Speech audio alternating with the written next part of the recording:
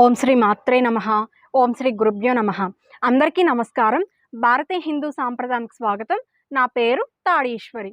ఈరోజు మన టాపిక్లో రాముడు సీతమ్మ తల్లిని అడవులకు పంపించాడు కదా, మరి రామచంద్రమూర్తి ఎక్కడ ధర్మాన్ని పాటించాడు, ఎందుకు దేవుడయ్యాడు, ఎందుకు రామచంద్రమూర్తికి మనం ఈరోజు గుడి కట్టి పూజించుకుంటున్నాం అన్నటువంటి విషయాన్ని గురించి మనం ఈరోజు మాట్లాడుకుందామండి. రామచంద్రమూర్తిని ప్రజలందరూ గుర్తుపెట్టుకొని ఎందుకు పూజించుకుంటున్నారో తెలుసా అండి? నిజం చెప్పాలంటే అక్కడ సీతారాములిద్దరూ కూడా విడిపోలేదండి, త్యాగం చేసుకున్నారు. ఆ త్యాగం ఏంటో తెలుసా అండి? వాళ్ళ జీవితాలనే పణంగా పెట్టి కేవలంగా ప్రజల కోసం మాత్రమే వాళ్ళిద్దరూ విడివిడిగా ఉన్నారు అంతే. కానీ వాళ్ళిద్దరు మనసులు మాత్రం రాముడి మనసు సీతమ్మ దగ్గర, సీతమ్మ మనసు రాముడి దగ్గర ఉండేదే తప్ప వాళ్ళు ఇద్దరు శరీరాలు విడివిడిగా ఉన్నా కానీ వాళ్ళిద్దరూ ఎప్పుడూ విడిపోలేదండి. సరే, ఇప్పుడు అసలు విషయానికి వస్తే సీతమ్మ తల్లిని రావణాసురుడు ఎత్తుకెళ్ళిపోయిన తర్వాత 10 నెలలు రావణాసురుడి దగ్గరే ఉంది. రామచంద్రమూర్తి ఎలాగోలాగా వానరుల సాయాన్ని తీసుకొని రావణాసురుని చంపేసి సీతమ్మ తల్లిని చేరుకుంటాడు. కానీ కథ మొత్తం ఇక్కడే ఒక గొప్ప మలుపు తిరిగిపోయింది. అది ఎందుకంటారా? సరే, ఇన్ని కష్టాలు పడి రాముడు సీతమ్మ తల్లిని చేరుకున్నాడు అని అంటే అక్కడ సీతమ్మ తల్లికి రాముడు అగ్ని పరీక్ష పెట్టాడు. ఎందుకు పెట్టాడో తెలుసా అండి? ఆ అగ్ని పరీక్ష, సీతమ్మ తల్లి 10 నెలలు రావణాసురుడి చెరలో ఉండి వచ్చింది.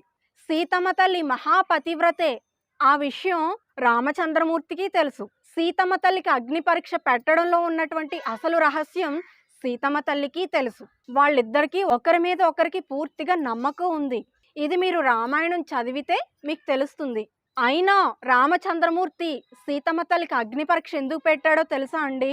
సీతమ్మ తల్లి మహాపతివ్రత అన్నటువంటి విషయం రామచంద్రమూర్తి ఒక్కడికి తెలిస్తే సరిపోదండి, ఈ లోకం మొత్తానికి తెలియాల్సి ఉంది. ఎందుకంటే సీతమ్మ తల్లి మహాపతివ్రత అని లోకం నమ్మలేదనుకోండి, ప్రజలందరూ ఏమనుకుంటారో తెలుసా అండి? సీతమ్మ 10 నెలలు రావణాసురుడి దగ్గర ఉంది, ఒక్కసారన్నా లొంగిపోయి ఉండదా? అలా ఉన్నప్పుడు మనం ఎందుకు ధర్మాన్ని పాటించాలి? మనం కూడా ఒక్కరితో కాకుండా వాడి భార్యను నేను, నా భార్యను వాడు అనుభవిస్తే తప్పే ఉంది అన్నటువంటి అధర్మం అక్కడ పెక్కు బిల్లుతుంది. అందుకని చెప్పి రామచంద్రమూర్తి నేను ధర్మాన్ని పాటించాను, నా భార్య మహాపతివ్రత అని నిరూపించడం కోసం మాత్రమే సీతమ్మ తల్లికి అగ్ని పరీక్ష పెట్టాడనమాట. సరే, అగ్ని పరీక్ష జరిగింది. ఆ పరీక్షలో సీతమ్మ తల్లి మహాపతివ్రతగా, మహాపుణ్యస్త్రీగా అగ్నిలోంచి బయటకు వచ్చింది. ఆ తల్లి అందరూ కలిపి అయోధ్యకు చేరారు. ఇక్కడి వరకు బాగానే ఉంది. ఇంత అగ్ని పరీక్ష పెడితే ఎవడో ఒక చాకలి అన్నాడంట, ఆ అగ్ని పరీక్షను చూసిన వాళ్ళు ఎవరు? అక్కడ ఉన్నటువంటి వానరులు, రామ లక్ష్మణులు, విభీషణుడు, వీళ్ళు మాత్రమే ఆ అగ్ని పరీక్షను చూశారు. మిగతా లోకం చూడలేదు. కాబట్టి ఆ అగ్ని పరీక్ష గురించి మొత్తం లోకం అంతా తెలిసింది అప్పటి కాలంలో. అయినా కానీ ఒక చాకలి వెధవ అన్న మాటకి రామచంద్రమూర్తి గుండె నీరు కారిపోయింది. వాడు ఏమన్నాడు? ఆ అగ్ని పరీక్ష ఎక్కడో వానరుల మధ్య జరిగింది, అక్కడ చూసిన వాళ్ళు ఆ వానరులే తప్ప మిగతా జనం ఎవరు అక్కడ లేరు కదా, కాబట్టి ఆ వానరుల చేత రాముడు అబద్ధం చెప్పి ఉండొచ్చు కదా, సీత మహాపతివ్రత అని మనం ఎలా నమ్మగలం? ఒక్కసారన్నా రావణాసురుడికి లొంగిపోయి ఉండదా ఏంటి సీత అని చెప్పి ఎవడో ఒక పనికి మాలిన వెధవ అన్న మాటకి నిజంగా రామచంద్రమూర్తి గుండె నీరు కారిపోయిందనమాట. ఇక్కడ మనం అనుకోవచ్చు, ఎవడో ఒక చాకలి వెధవే కదా ఆ మాట అన్నది, మిగతా వాళ్ళు కాదు కదా, కాబట్టి ఆ ఒక్కడి మాట కోసం సీతమ్మ తల్లిని అలా వదిలిపెట్టాడు, అది ధర్మం కాదు కదా అని మనం ఇక్కడ అనుకోవచ్చు. కానీ ఈరోజు ఆ చాకలి అన్నాడు, రేపు ఇంకొకళ్ళు అనొచ్చు. ఇలా ఎవరు అంటే వాళ్ళ ముందుకు తన భార్యను తీసుకొచ్చి ప్రతిసారి అగ్ని పరీక్ష పెట్టి నిరూపించాలి అంటే అక్కడ ఉన్నటువంటి జనం నమ్మచ్చు, కానీ ఆ పక్కూళ్ళో ఉన్నటువంటి జనం నమ్మలేరు కదా. వాళ్ళు కూడా ఏదో ఒక మాట అనొచ్చు కదా. పోనీ ఆ పక్కూరు కూడా తీసుకొని వెళ్ళి అగ్ని పరీక్ష పెట్టాడే అనుకుందాం. ఇలా ఎంతమంది మాట్లాడితే ఎన్నిసార్లని రామచంద్రమూర్తి సీతమ్మ తల్లికి అగ్ని పరీక్ష పెడతాడు చెప్పండి. కాబట్టి ఒక్కొక్కసారి అది నిజమే అయినా కూడా అది నమ్మించడానికి ఎంతో కష్టపడాల్సి వస్తూ ఉంటది. కాబట్టి ఆ చాకలి అన్న మాటకి రామచంద్రమూర్తి గుండె రాయి అయిపోయిందనమాట నిజంగా. ఇప్పుడు రామచంద్రమూర్తికి ఇక్కడ ఒక సంకష్ట పరిస్థితి ఏర్పడిపోయింది. ఇటు భార్యను ఏలుకుంటే అటు జనం పాడైపోతారు. ఎందుకంటే జనం నమ్మలేదు కాబట్టి ఎవడు ఇష్టం వచ్చినట్టు వాడు బ్రతుకుతాడు. అలా కాకుండా ఇటు జనం వైపు నిలబడితే ఇటు భార్యని వదిలేసుకోవాలి. మీరే ఒక్కొక్కసారి ఆలోచించండి. మీ భార్యో లేక మీ భర్తో ఎవరో ఒకరు ఇద్దరు ఒక 2 నెలలు దూరంగా ఉండాల్సి వచ్చిందే అనుకోండి. ఆ 2 నెలలు కూడా మీ మనసు అవతల వాళ్ళ వైపు ఉంటుంది.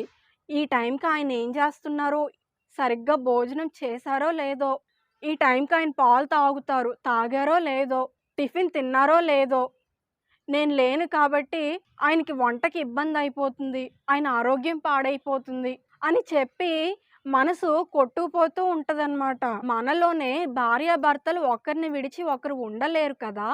అలాంటిది ప్రజల కోసం, ప్రజలు ధర్మం తప్పిపోకుండా ఉండడం కోసం సీతమ్మ తల్లిని రామచంద్రమూర్తి, రామచంద్రమూర్తిని సీతమ్మ తల్లి ఒకరినొకరు త్యాగం చేసుకున్నట్లు అవ్వదా అండి అక్కడ? అది ఎంత పెద్ద కష్టమైనా సరే ప్రజలు ధర్మం తప్పిపోకుండా ప్రజల్ని కాపాడాల్సినటువంటి బాధ్యత రాజుగారి మీద ఉంది కాబట్టి రాముడు సీతమ్మ తల్లిని అడవులకి పంపించాడు. అంతే తప్ప అందులో ఆయన స్వార్థం కానీ, ఆయన కుళ్ళుబోతుతనం కానీ, అక్కడ సీతమ్మ తల్లి మీద ఉన్నటువంటి అనుమానం కానీ ఇంత మాత్రమూ లేదండి. అలా ఉన్నట్లయితే వాల్మీకి మహర్షే రాముడు మహా చెడ్డవాడు, మహా కోపిష్టివాడు, అనుమానం పిచ్చి ఉన్నటువంటి వాడు అని వాల్మీకి మహర్షి ఒక తీర్పు ఇచ్చి ఉండేవారు. కానీ వాల్మీకి మహర్షి అటువంటి తీర్పు ఏమీ ఇవ్వలేదు. అందుకే వాళ్ళిద్దరూ ఒకరినొకరు త్యాగం చేసుకున్నారు కాబట్టే ఈరోజు మనం రామచంద్రమూర్తికి గుడి కట్టి పూజించుకుంటున్నాం. అవునా కాదా చెప్పండి? రాముడు పూజ చేయించుకోవడానికి ఎందుకు అర్హుడయ్యాడు? వాళ్ళిద్దరి జీవితాల్ని పణంగా పెట్టలేదా ప్రజల కోసం? చెప్పండి. అందుకే రామాయణం గడిచిపోయినా కొన్ని యుగాలు దాటిపోయినా కానీ ఇప్పటికీ రాముడు పేరు పెట్టుకుంటున్నారు, సీతమ్మ తల్లి పేరు పెట్టుకుంటున్నారు, సీతారాముల గుడి కట్టి మనం పూజించుకుంటున్నాం. ప్రతి సంవత్సరం శ్రీరామనవమిని జరుపుకుంటున్నాం అంటే దానికి కారణం రాముడు నడిచినటువంటి ధర్మ మార్గం. కాబట్టి మనందరి కోసం కూడా సీతారాములు ఇద్దరూ కూడా వాళ్ళ జీవితాల్ని త్యాగం చేశారు కాబట్టి నిజంగా మన వాళ్ళకి గుడి కట్టి పూజించుకోవడంలో తప్పు ఏముంది చెప్పండి? అందుకే మహానుభావుడు మనందరికీ ఆదర్శమయ్యాడు. బ్రతికితే సీతారాముల్లా బ్రతకండ్రా అని చెప్పి మన పెద్దవాళ్ళు అంటూ ఉంటారు. అదేం ఊరికే అనలేదండి. సీతారాములు ఇద్దరూ కూడా ధర్మ మార్గంలో నడిచి చూపించారు కాబట్టి వాళ్ళు మనకి ఆదర్శమయ్యారు. ఇక నుంచన్నా సరే రామచంద్రమూర్తిని నింద చేయడం మానేసి ఆయన అసలు సీతమ్మ తల్లికి ఎందుకు అగ్ని పరీక్ష పెట్టాడో, ఎందుకు అడవులకు పంపించవలసి వచ్చిందో అసలు కారణం తెలుసుకుంటే మన గుండెలు కూడా కరిగిపోయి సీతారాములే మన గుండెల నిండా నిండిపోతారండి. సరేనా అండి? ఈ వీడియోలో మనం రామచంద్రమూర్తి సీతమ్మ తల్లిని ఎందుకు అడవులకు పంపించాడో మనం ఈ వీడియోలో తెలుసుకున్నాం కదా. ఈ వీడియో కనుక మీకు నచ్చినట్లయితే తప్పకుండా లైక్ చేసి, షేర్ చేసి, సబ్స్క్రైబ్ చేసుకోండి. మరిన్ని ఇంట్రెస్టింగ్ వీడియోస్ కోసం మన ఛానల్ను సబ్స్క్రైబ్ చేయండి. మనం మరలా మరొక మంచి వీడియోతో కలుద్దామండి. సర్వం శ్రీ ఈశ్వరార్పణమస్తు.